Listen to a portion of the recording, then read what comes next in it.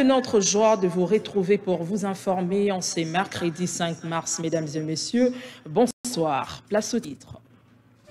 IGFRDC, l'inspection générale de finances lève le voile sur son programme d'action pour l'exercice 2025 reposant 5 secteurs clés.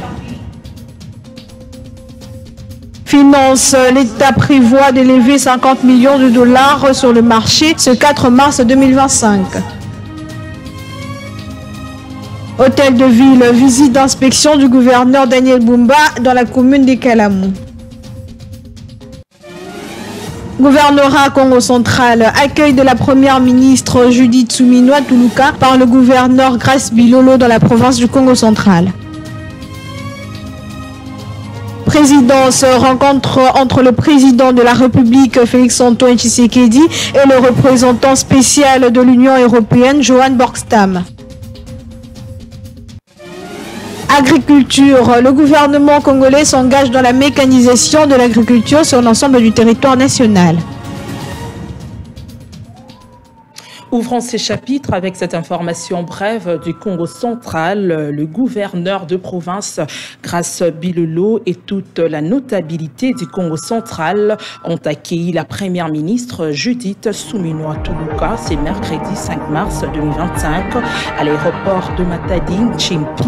L'arrivée de la première ministre s'inscrit dans le cadre d'une visite officielle marquant l'engagement du gouvernement à renforcer le développement de la province et à promouvoir le valeur du patriotisme et de la lutte contre la corruption.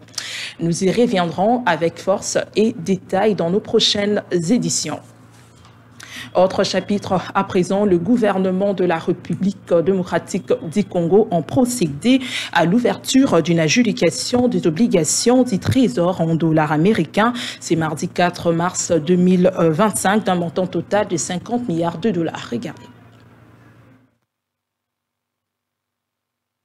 Ces informations fournies à travers un communiqué du ministère des Finances du 27 février 2025, signé par le ministre de tutelle Doudou Fwamba. À en croire ces documents, le taux d'intérêt pour cette opération financière est maintenant à 9% pour une maturité de 18 mois. La modalité de remboursement du montant principal est fixée pour chaque 6 mois en dollars américains. La date de la présentation de soumission a été fixée le 4 mars 2025 par la Banque centrale du Congo. C'est depuis octobre 2019 que le gouvernement de la République démocratique du Congo a lancé les bons du Trésor pour diversifier ses sources de financement afin de faire face à ces dépenses publiques toujours élevées. À la suite de bons du Trésor, le gouvernement a commencé aussi à émettre des obligations du Trésor indexées, c'est-à-dire qu'émis et souscrits en francs congolais. Ces titres sont remboursés à échéance à leur valeur indexée en dollars du moment de souscription.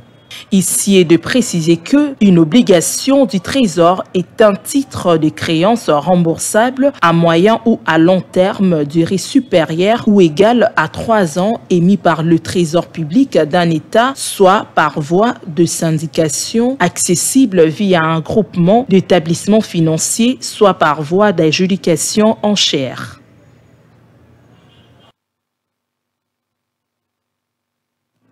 Finance à présent, le programme d'action de l'inspection générale des finances a été dévoilé ce mardi 4 mars 2025 lors d'une séance organisée par la présidence de la République démocratique du Congo au Palais de la Nation. Images et commentaires.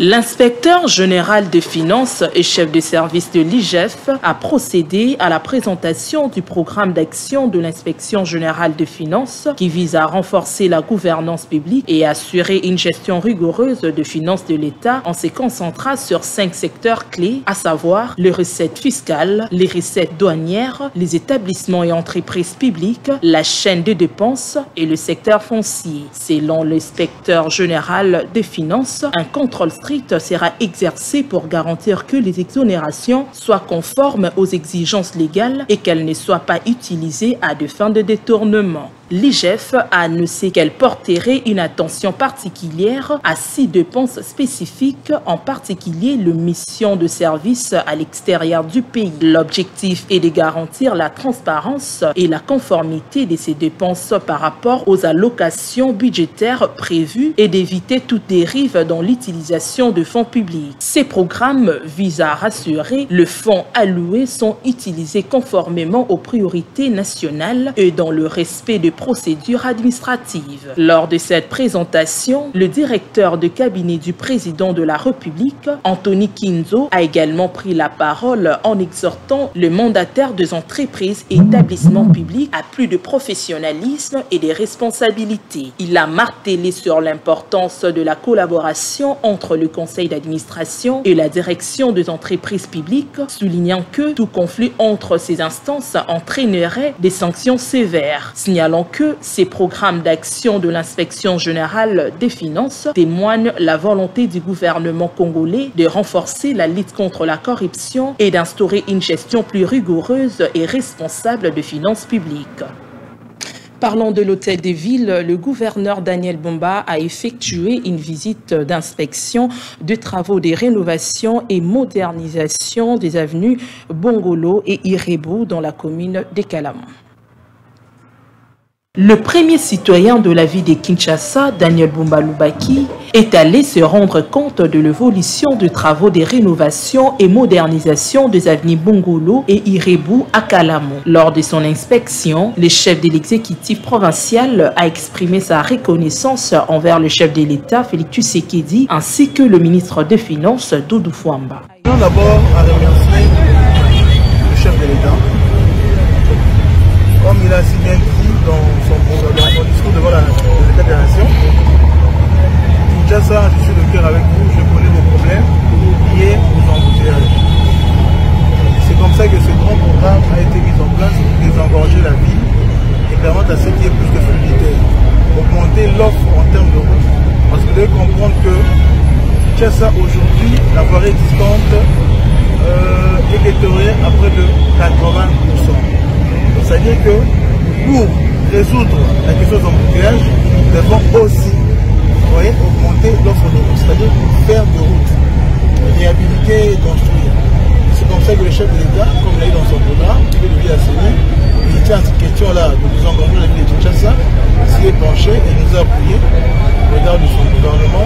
Et nous remercions aussi Madame la Première ministre Soumila et particulièrement aussi le ministre des Finances, Doudou Fwamba. Rappelons que ces travaux de réhabilitation et modernisation s'inscrivent dans le cadre du projet Kinezobonga du gouverneur Daniel Bumba Lubaki. À la présidence, le président Félix Tshisekedi a rencontré ce mardi à Kinshasa avec les représentants spéciaux de l'Union européenne pour la région de Grand Lac, Johan Borgestam. Images et commentaires. Leur discussion s'est principalement concentrée sur la crise sécuritaire dans l'Est de la République démocratique du Congo. À cette occasion, M. Borgestam a révélé que l'Union européenne allait fournir à la République démocratique du Congo 44 tonnes d'aide humanitaire destinées aux victimes du conflit mené par le Rwanda et les terroristes de l'AFC M23 dans les provinces du Nord Kivu et Sud Kivu. Il a témoigné de sa solidarité envers la communauté de l'Est de la République démocratique du Congo qui subissent des atrocités et a déclaré avoir partagé ses réflexions avec le chef de l'État Félix-Antoine Tshisekedi.